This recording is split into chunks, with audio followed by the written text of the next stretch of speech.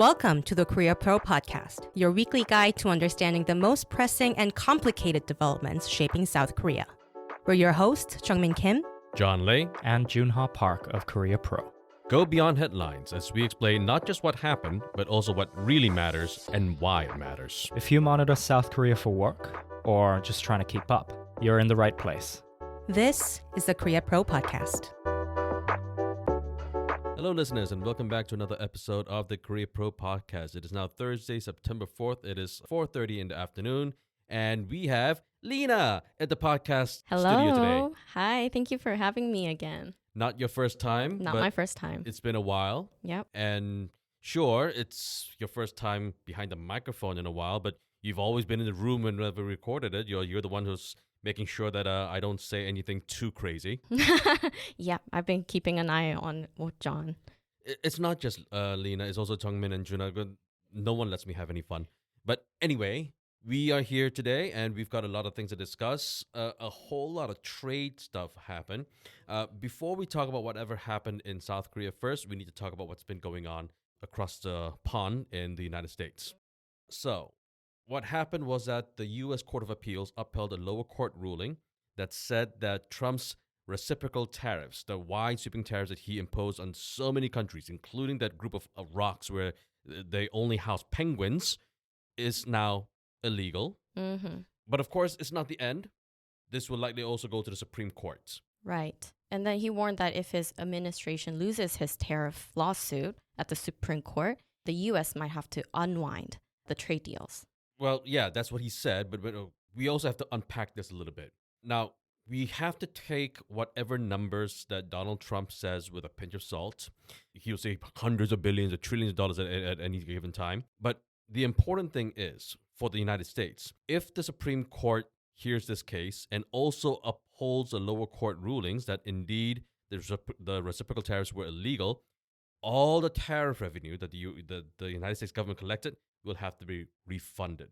And so, again, we don't know how much of that money is actually there. It could be $10 billion, $100 billion. It could even be $1 trillion, as the Trump administration has said. But whatever it is, if the Supreme Court says it's illegal, all that money has to go back. But the whole unwind thing is not just about the tariff collected. It's also about all these trade deals that the United States has had with its trade partners. Right. Seoul already pledged $350 billion in U.S. investment and $100 billion in American energy purchases as well, in exchange for Washington cutting tariffs on Korean goods from 25% down to 15%. But we have to keep in mind that, sure, South Korea, along with Japan and the European Union, pledged hundreds of billions of dollars of investments in the U.S., but that's not necessarily going to mean that they will withdraw all of those investments, because these kinds of investments also buys access to U.S. markets anyway. So we have to take a huge pinch of salt with whatever the Trump administration says. But right now, that's going on in the United States. Within South Korea, though, there is also another bombshell announcement that the South Korean government made. It was just on Wednesday, where they said, finally, officially, that South Korea wants to join the CPTPP. Right.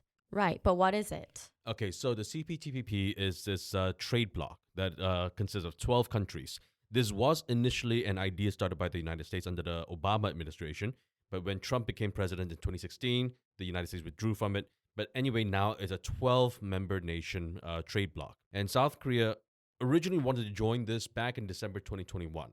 This was when the Moon administration was almost reaching toward the last days. And they said, okay, now we are ready to join. But what happened back then was that, firstly, the Moon administration was no longer in the position to really push for this, because at the time, the Moon administration was kind of losing popularity. They did very well with their response to COVID at the time, but at the time, what was really on voters' minds was the Moon administration's handling of real estate policies. And apartment prices were going up. And so the South Korean voters were already not happy with the Moon administration. But beyond that, there was also the foreign policy angle. South Korea's relations with Japan was at rock bottom.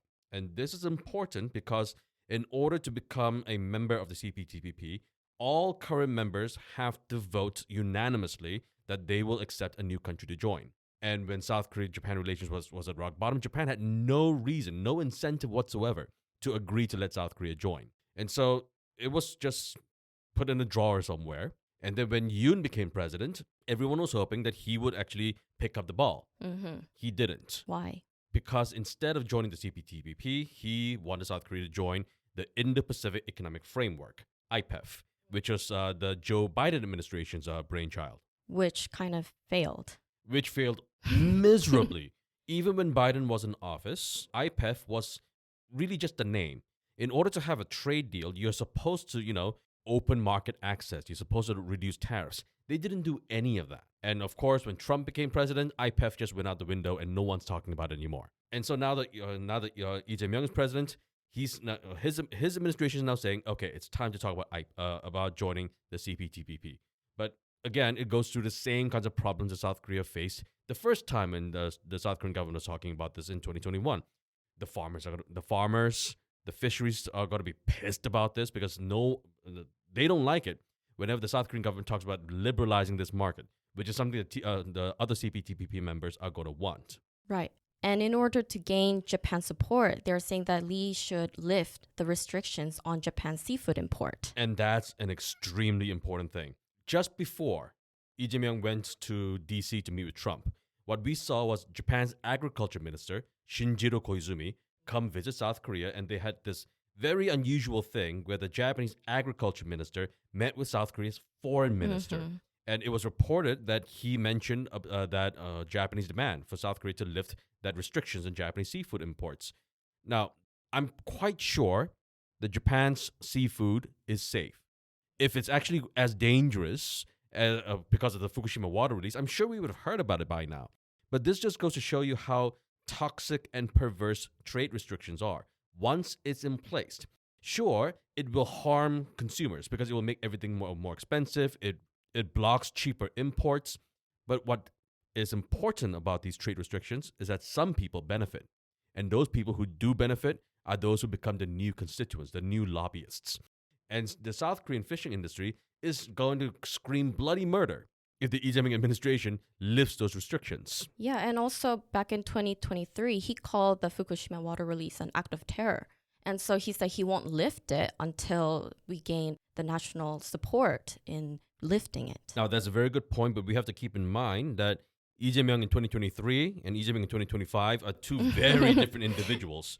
He said a lot of crazy things before he became president. That's true. And so he might be willing to lift seafood restrictions if the people would allow him. But there's a very good chance that the fishing industry will not, just let this go quietly. Wait, but Korea already has FTAs with most CPTPP members. So apart from Mexico and Japan, what concrete gains would membership bring? Okay, so this is a really great question. So what we have right now is that Mexico is the world's 12th largest economy. But South Korea doesn't have an FTA, a free trade agreement with Mexico. Now, it doesn't have, as you pointed out correctly, South Korea also doesn't have an FTA with Japan either. But South Korea and Japan are neighbors. We are literally right next to each other, and people are visiting each other all the time. And also, both countries are members of RCEP anyway. Mexico is a prize. And the reason why Mexico is a prize is that, okay, sure, we already have a lot of South Korean businesses in Mexico. We have Hyundai, Kia, Samsung, POSCO. They're already there in Mexico, manufacturing stuff and also selling stuff to North America, to the United States from Mexico. And that's really important because of the USMCA. That's the United States, Mexico, Canada Free Trade Agreement. And by producing goods in Mexico, they can sell to the US at rather low tariffs or even zero tariffs, depending on how they were manufactured. But the important thing is they have to be manufactured within Mexico. But by joining the CPTPP, what South Korea can do is that South Korea can export directly from South Korea to Mexico with reduced tariffs and also sell it back to the United States with reduced tariffs. They can even go to other CPTPP members like Vietnam and Malaysia, where again, South Korea has a lot of production facilities, and just ship them over to Mexico as well. And so this creates a very neat corridor that South Korea can use. But of course, that's assuming that South Korea that the Lee Jae-myung administration has the political capital to convince people that this is a good thing to do. Right, and they will have more options. All right, but we do have to move on to the next really big topic that was on everyone's mind this week, and that was a military parade in China. Right. And what did you think about it? Well, you have to give credit where it's due. The communists really know how to put on a military march. When you compare to what you saw in South Korea under the Yoon administration and what you saw the military parade in the U.S., those Chinese guys, they really know how to march. Yeah, and for sure. And guess who wasn't there, but who was? Lee Jae-myung was not there, but Won-shik was there. Oh my God, really? I'm shocked. Okay, we mentioned in this podcast before that Lee Jae-myung was most likely not going to go. And as it turns out, he didn't go. Instead, Won-shik went, the National Assembly Speaker. And he was the ideal candidate to go. He had met with Xi Jinping before. And he had also met with Kim Jong Un back in, when was it, 2018, 2019. They shook hands and everything. And they shook hands again this time. So maybe there will be some sort of inter-Korean talks, at least in private, behind closed doors. We know that in public, at least, the North Koreans have been calling us all kinds of names, even those that I would need a dictionary to find out what those words mean sometimes. Yeah, but he reportedly met Kim and said it has been 7 years, to which Kim replied, nay. Quite the talker, isn't he? Yeah. Mm-hmm. So very exciting stuff, clearly. Now, of course, this is the Korea Pro podcast. We don't really deal with whole North Korea stuff all that much. So you're going to have to wait for the NK News podcast for a lot more of those juicy little details.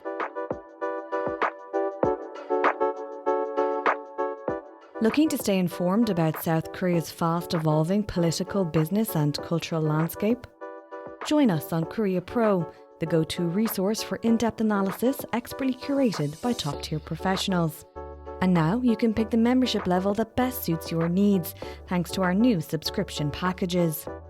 Starting at just $199 annually, you can access daily analysis and our weekly podcast. Or try our premium membership package, which offers additional perks such as executive briefings, monthly reports and forecasts, networking receptions and event opportunities, as well as much, much more. To find the best fit for you, just head to signup.koreapro.org and become a member today. And moving on to the next foreign policy news, the president, Lee Jae-myung, is going to give a speech at the UN General Assembly that's coming up. Yeah, right. And he'll be giving his first UNGA speech and will become the first South Korean president to preside over the Security Council debate as well. And they are going to talk about AI and global security. Right. That's artificial intelligence and global security, which he picked. What is kind of interesting is that all the former presidents have chose to pick North Korea as their topic, but this time they're focusing on AI and security. Now, that is somewhat understandable. The Lee Jae-myung administration has tried to take on a more, shall we say, friendly approach to North Korea, trying to initiate dialogue. So far, Pyongyang has not really reciprocated at all, but Lee Jae-myung is giving it the old college try. And as you just mentioned, traditionally, when South Korean presidents talk about North Korea at the General Assembly, it's never about praising North Korea. Obviously, it's about talking about North Korean human rights, which he doesn't want to talk about at this point because, God forbid, we offend the North Koreans. But that's what's going on at the moment. Oh, and the presidential office said Lee wants to share how South Korea overcame its own democratic crisis recently. So we're going to hear another rendition of how we overcame the martial law crisis because God knows we haven't heard that enough already as it is. But anyway, moving on. The week ahead, we have quite a few things that are developing in next week. The former People Power Party floor leader, Kwon Jong-dong, he's facing arrest charges right now because of bribery charges. Yeah, for receiving bribery. And again, he's a sitting lawmaker, and sitting lawmakers cannot be arrested unless the rest of the National Assembly votes to have him arrested. So that's something that we're going to need to keep an eye on. Mm-hmm. And then on Thursday, the 11th, President Lee Jae-myung will hold a 90-minute press conference marking his first 100 days in office. Which is going to be similar to what he did after he marked his first 30 days in office. And the president has shown that he's a very good communicator. He knows exactly how to answer questions, how not to answer questions. He's a pro. He's been in politics for a long time. But regardless, it's going to show a lot of insight into how the administration is thinking into a lot of different things. And so we've got a lot of things to look forward to. And just a reminder to our listeners, if you find our discussions useful, please leave us a rating, 5-star on Korea Pro Podcast. Or 10 stars or 20 stars or whatever it is. So have more stars. And all of this information will be sent to your email inbox by 2 p.m. on Monday via the Week Ahead newsletter. So if you'd like to know more, subscribe. Have a good weekend, everyone. And that's a wrap. Thanks for tuning in. If you want to know more, sign up for our daily executive briefings.